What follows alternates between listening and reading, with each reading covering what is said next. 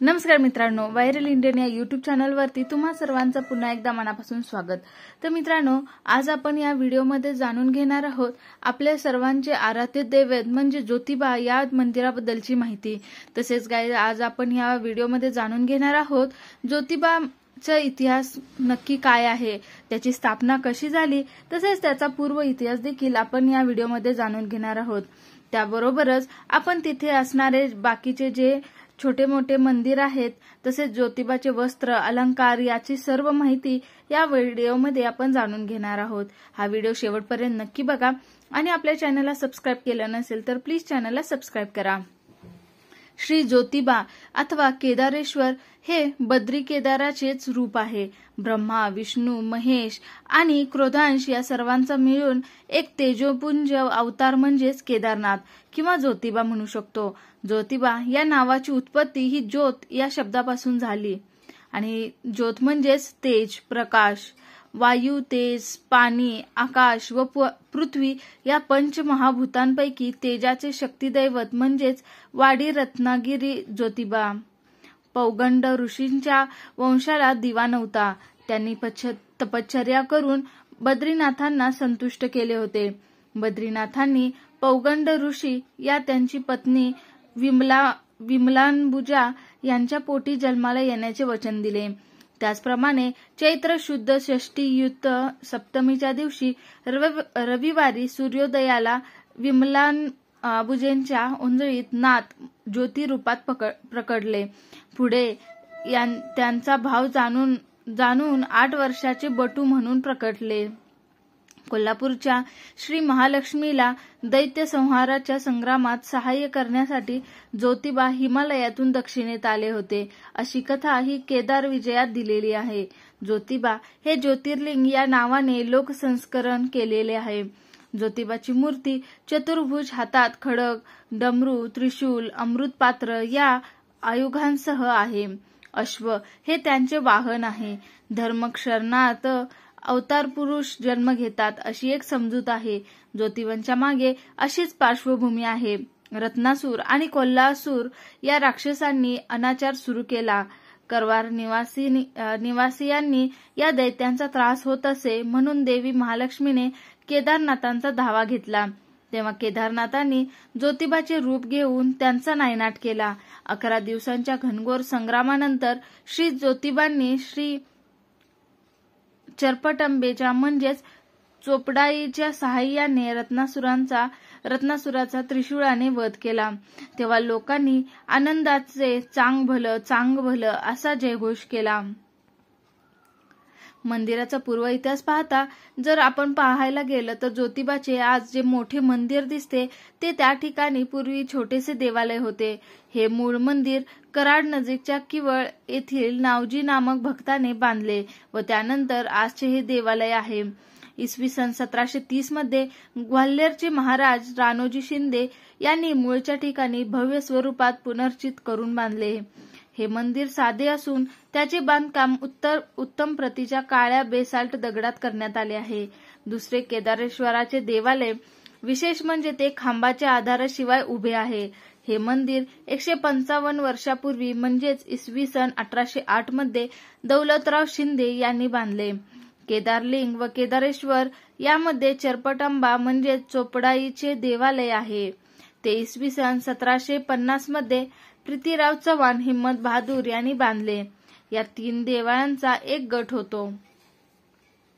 चौथे रामेश्वराचे देवालय हे इसवी सन 1780 मध्ये मालजी निकम पन्हाळकर यांनी बांधले।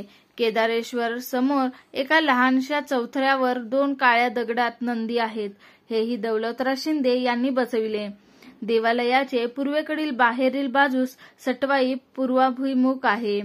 पश्चिमेस रामलिंग पूर्वाभिमुखच आहेत। देवालयाच्या भिंतीवर 5-6 ठिकाणी विरगळ दगडही बसवलेले आहेत।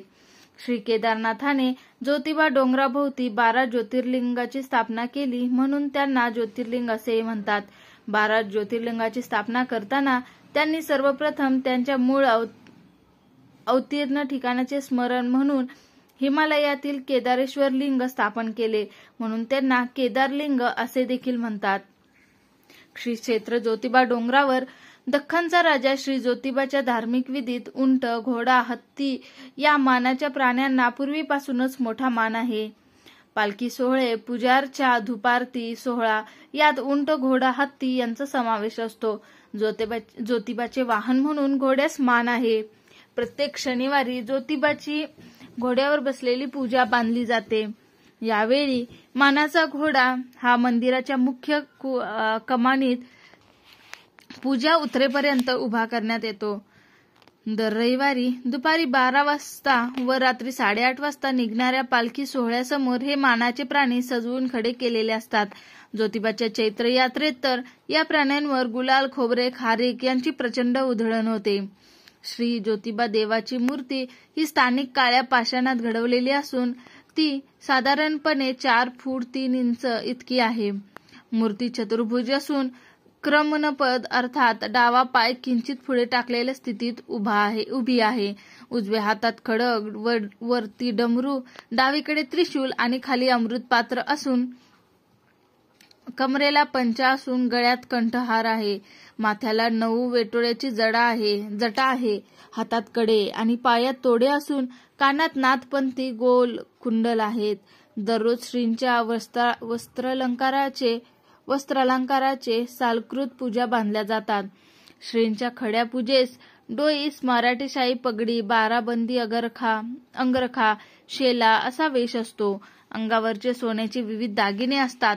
पायात सोन्याचे तोडे, हातांच्या बोटात हिरे जडित अंगठ्या असतात. गळ्यात सोन्याच्या विविध माळा, डोईस शिरपेच असे अलंकार आहेत. ज्योतिबा डोंगरावर महत्वाच्या सोहळ्यावेळी तोफेची सलामी दिली जाते. दर रविवारी व पौर्णिमेच्या दिवशी पालखी सोहळा होतो. यावेळी रात्री 9 वाजता ही कार्यक्रमाची सायंकाळची वेळ 6 वाजता 5 वेळा तोफेची सलामी दिली जाते.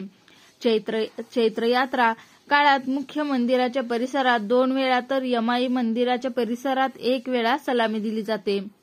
गुढीपाडव्याला पंचांग वाचण्यापूर्वी, रामनवमी, श्रीकृष्ण जन्माष्टमी, काळभैरव जयंती या दिवशी तोफेची सलामी दिली जाते. जर आतील मंदिरे पाहायला गेले तर त्यामध्ये येतं नंदीचे देवालय, जे ज्योतिबा मंदिर परिसरात केदारनाथांच्या देवालयाशिवाय इतर काही वैशिष्ट्यपूर्ण मंदिराचा समूह आहे. यामधले पहिले आहे ते नंदीचे देवालय.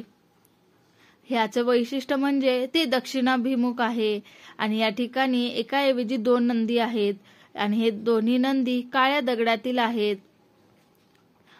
त्यानंतर आहे ते महादेवाचे मंदिर. नंदी मंदिरासमोर महादेवाचे मंदिर दिसते आणि ते उत्तराभिमुख आहे. त्यानंतर आहे चोपडाई देवी मंदिर. हे मंदिर हे महादेव मंदिराला जोडूनच आदिमाया चोपडाईचे मंदिर आहे आणि हे मंदिर कलात्मक आणि वैशिष्ट्यपूर्ण असून पश्चिमाभिमुखी उभी आहेत. आणि हे मंदिर हेमाडपंथी शैलीतील असून केदारेश्वराच्या मंदिरापेक्षा दाक्षिणात्य पद्धतीचे आहे. त्यानंतर आहे ते काळभैरवाचे मंदिर. केदारनाथांच्या अवतार काळात काळभैरव यांनी अलौकिक अशी महत्वपूर्ण कामगिरी पार पडली म्हणून करवीर निवासिनी महालक्ष्मी यांनी भैरवसेनेच्या सरसेनापतीपदी त्यांची निवड केली होती.